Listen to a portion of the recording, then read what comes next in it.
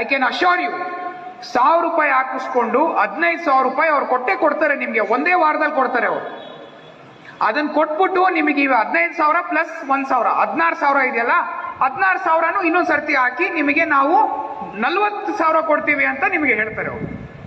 ನಿಮಗೆ ಇವಾಗ 15,000 ಬಂದಿದೆ ಅಲ್ಲ, ಎಲ್ಲರಿಗೂ ಇವಾಗ ಸ್ವಲ್ಪ ಎಕ್ಸೈಟ್ ಆಗಿದ್ದೀರಲ್ಲ, ಇಲ್ಲ ಬಂದೈತೆ ನೋಡಿ ಇಲ್ಲಿ ಕೊಟ್ಟವನು ಅವನು, ಪಾಪ ಅವ್ನು ಕರೆಕ್ಟ್ ಆಗಿ ಹೇಳೋನು, SP ಸಾಹೇಬ್ರು ಸುಮ್ಮನೆ ಏನೇನೋ ಹೇಳ್ತಾ ಇದ್ದಾರೆ ಅಂತ ನೀವು ಆ 16,000 ರೂಪಾಯಿನೂ ವಾಪಸ್ ಹಾಕ್ತೀರ.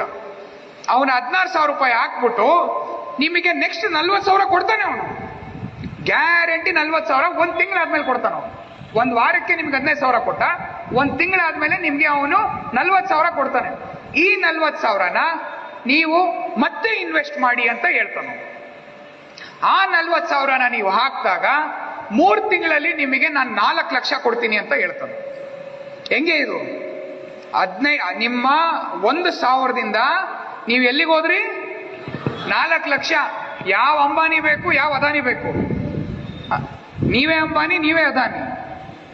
ಸೊ ಅವನ್ ನೆಕ್ಸ್ಟ್ ಏನ್ ಮಾಡ್ತಾನೆ, 40,000ನ ಇನ್ವೆಸ್ಟ್ ಮಾಡಿಕೊಂಡು ಅವನು ನಿಮ್ಮ ಕಾಂಟ್ಯಾಕ್ಟ್ ನ ಬ್ಲಾಕ್ ಮಾಡಿಬಿಟ್ಟು ಆ ಆಪ್ ನ ಡಿಸೇಬಲ್ ಮಾಡಿಬಿಟ್ಟು ಹೋಗ್ಬಿಡ್ತಾನೆ.